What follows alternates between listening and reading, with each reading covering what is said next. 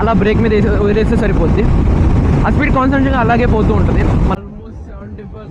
అడవున్న మీకు కనపడుతుందా లేదా మ్యాప్స్లో, రోడ్డు మాత్రం చాలా క్రేజీగా ఉంది అసలు. This is call the hair pin road. మనం కంప్లీట్గా పైకి రీచ్ అవ్వడానికి టోటల్ 70 హెయిర్ పిన్ పెన్స్ ఉన్నాయి. ఇలా చూపిస్తే మీకు అస్సలు థ్రిల్ రావట్లేదు. అయినో ఆ ఫీల్ నేను తెప్పిస్తాను మీకు. Give me 1 second.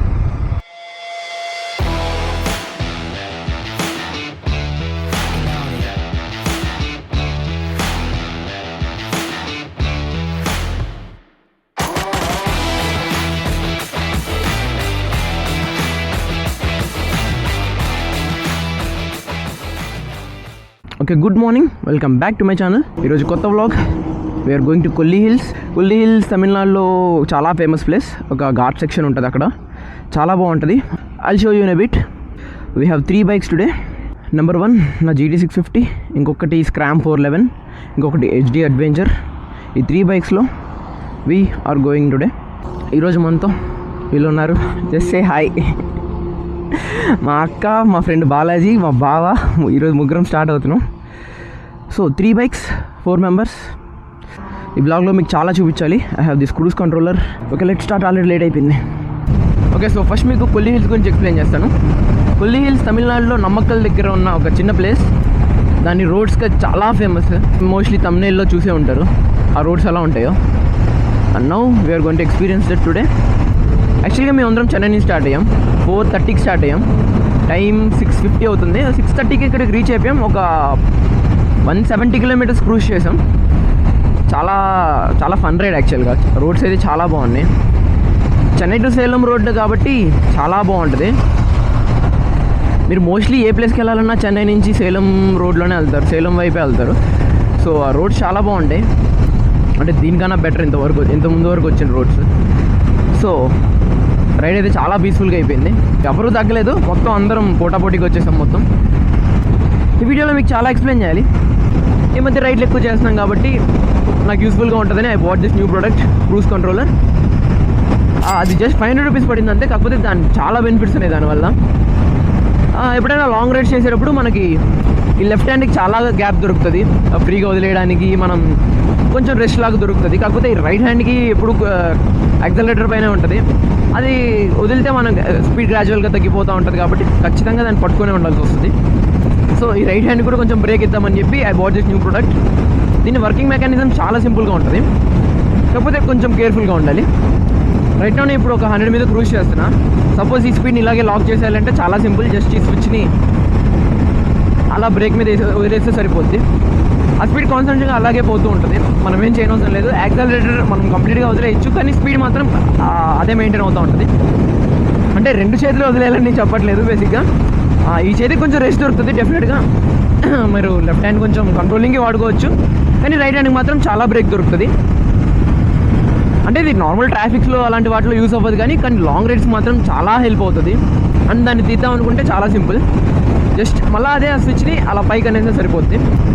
అండ్ కొంచెం మీరు జాగ్రత్తగా ఉండాల్సింది ఏంటంటే, ఈ లాక్ మీరు ఎత్తేటప్పుడు బ్రేక్కి చాలా దూరంగా ఎత్తండి. మీరు బ్రేకింగ్ వేసేటప్పుడు అది ఆ స్క్రూ మీకు ఒకసారి తగలచ్చు. సో అది కొంచెం ప్రాబ్లం అవ్వచ్చు. కొంచెం జాగ్రత్తగా ఉండండి. మీరు 1 డే యూస్ చేస్తే చాలు, దాని వర్కింగ్ మెకానిజం మొత్తం మీకు అర్థమైపోతుంది.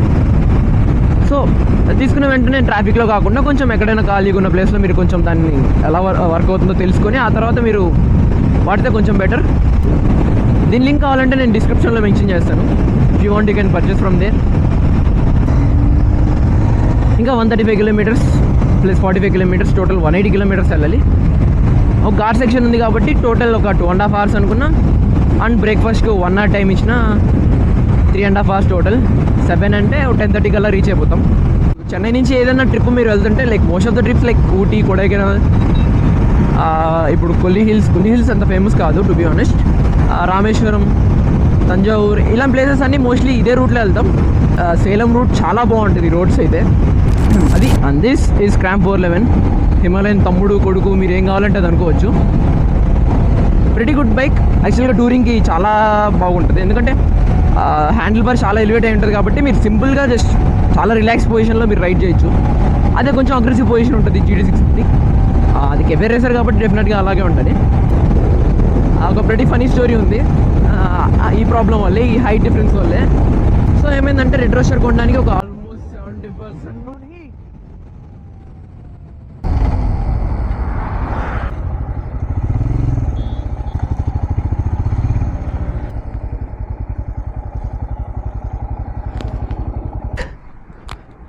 ఫక్ ఫోన్ అసలు పగిలిపోద్ది అనుకున్నా, బతికే ఉంది. టు బి ఆనెస్ట్ చెప్పాలంటే ఇది ఒక 500 రూపీస్ కవర్, 400 రూపీస్ సంథింగ్ పెట్టి కొన్నా. ఇది ఇంత బాగా పని చేస్తున్నా అస్సలు అనుకోలే. Okay, shit happens. ఆ స్పీడ్లో పడితే నేను డెఫినెట్గా పగిలిపోయింది ఫోన్ అని ఫిక్స్ అయిపోయా. ఆల్మోస్ట్ 70% మనీ సేవ్ చేసేసా. ఆ తర్వాత అనిపించింది మనం ఎలాగో ట్రావెలింగ్ చేస్తాం, వేరే ప్లేసెస్కి వెళ్ళాలంటే వేరే స్టేట్స్కి డెఫినెట్గా తిరుగుతాం. వెళ్ళిన ప్రతిసారి మనకు వచ్చిన లాంగ్వేజ్ వాళ్ళతో మాట్లాడామంటే వాడు ఖచ్చితంగా 5,000 ఫైన్ వేస్తాడు ఎగ్జాస్ట్ మార్చినందుకు. బైక్ కొన్న తర్వాత ఒక ట్రిప్ కూడా వేయలేదని చెప్పి ఆ సేవ్ చేసిన మనీతో ఇంకా ఊటీకి స్టార్ట్ అయిపోయాం. బాలాజీ నేను ఇద్దరం అంతే. సో 3 days ఊటీలో మొత్తం తిరిగేసి 4th day చెన్నైకి వచ్చేసాం. ఇంకా కాలేజ్కి వెళ్దామని రెడీ అయ్యి ఆ తర్వాత నా బైక్ తీసుకున్నా. సో 3 days కంప్లీట్గా ఈ లెవెల్లో నేను బైక్ తోలి ఒక్కసారిగా ఆ లెవెల్ షిఫ్ట్ అయినప్పుడు చాలా డిఫరెన్స్ ఉంటుంది. అలాంటి ఐల్ షో యూ. ఈ లెవెల్ చూడండి, ఆ లెవెల్ నుంచి ఈ లెవెల్కి వచ్చేసా, కంప్లీట్ డిఫరెన్స్, చాలా డిఫరెన్స్ ఉంటుంది. ఇంతసేపు ఇక్కడ పట్టుకొని రైడ్ చేసా, ఇప్పుడు ఇక్కడ పట్టుకొని రైడ్ చేస్తున్నా.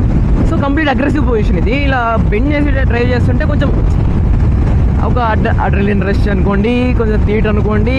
సో బేసిక్గా మీరు ఏమన్నా అనుకోవచ్చు. సో ఆ డిఫరెన్స్ వచ్చేదానికి నాకు కొంచెం ఆగలేదు బైక్. యాక్చువల్గా ఎక్కేసి బైక్ ఎక్కిన తర్వాత ఒక రేంజ్లో వెళ్తున్నా. నేను ఒక కార్ ఓవర్టేక్ చేద్దామని మరీ రైట్కి వెళ్ళిపోయా. రైట్లో ఒక చిన్న పాట్ హోల్ ఉంది. సరే ఏం కాదులే అని చెప్పి దాంట్లో దింపేసి వెళ్ళిపోయా. ఆ పాట్ హోల్ దిగి ఎక్కంగానే నాకు ఇక్కడ చెస్ట్ దగ్గర ఒక బటర్ఫ్లై వచ్చి అతుక్కుంది. నేను దాన్ని పడిపోకుండా పోవాలని చెప్పి ఒక కాన్స్టెంట్ స్పీడ్లో బైక్ నా పోతున్నా. వెనకాల మావాడు కూర్చున్నాడు. బాలయ్య అని పిలుస్తున్నా, దాన్ని పట్టుకుంటాడేమో కొంచెం, అలాగే బటర్ఫ్లై కదా ఊరికి ఆడుకు. వెనక కూర్చున్న మావాడు పలకట్లేదు. ఏమైందిరా అని వెనక్కి తిరిగి చూస్తే వీళ్ళు లేడు వెనకాల.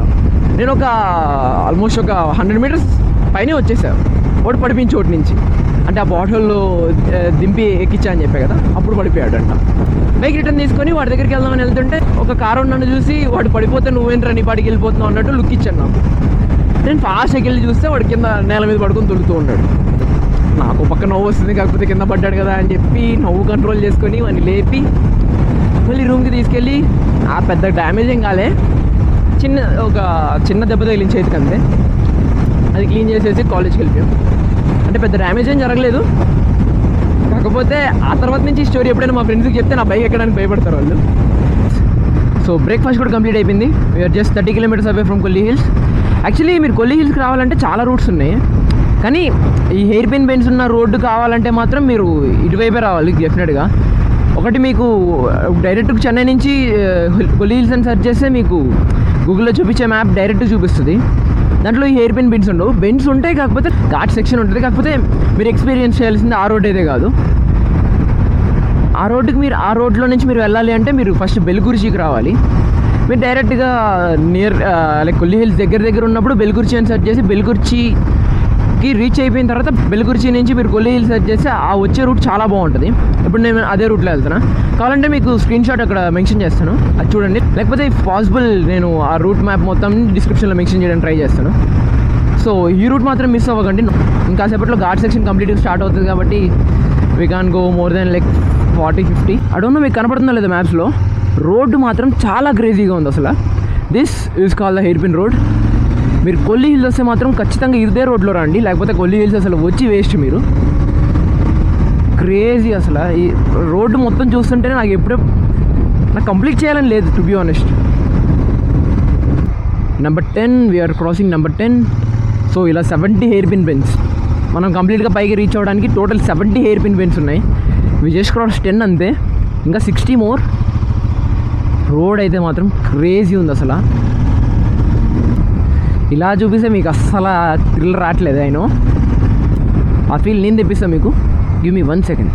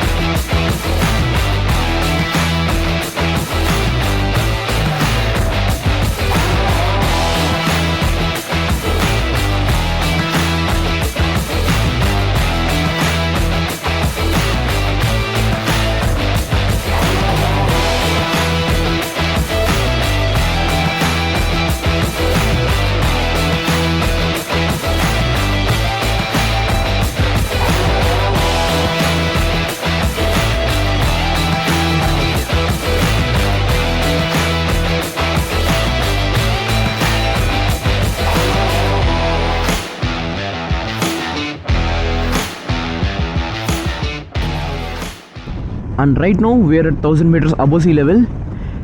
మా వాడైతే చాలా బాగా ఎంజాయ్ చేస్తున్నాడు రైడ్ని. నేను వాడు వెనకాలే పోతున్నా, ఎందుకంటే వాడి బ్యాగ్లో పక్కన ట్రైపాడ్ నేనే పెట్టా. అది ఎప్పుడెప్పుడు కింద పడిపోతుందా నా భయం. అది కింద పడిపోతే మళ్ళీ దాన్ని నేనే ఏరుకొని వాడి వెనకాల మళ్ళీ పోవాలి. వాడికి ఇప్పుడు హారన్ కొట్టినా వినపడదు, ఎందుకంటే ఫుల్ సాంగ్స్ పెట్టుకొని రైడ్ని ఎంజాయ్ చేస్తున్నాడు. కావాలంటే చూపిస్తా చూడండి.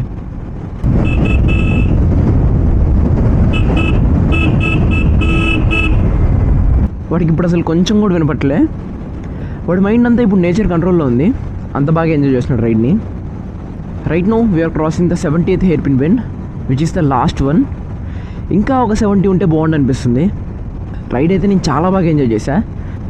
నన్ను అడిగితే మాత్రం ఇదైతే must experience if you love bike rides. And successfully complete చేసాం.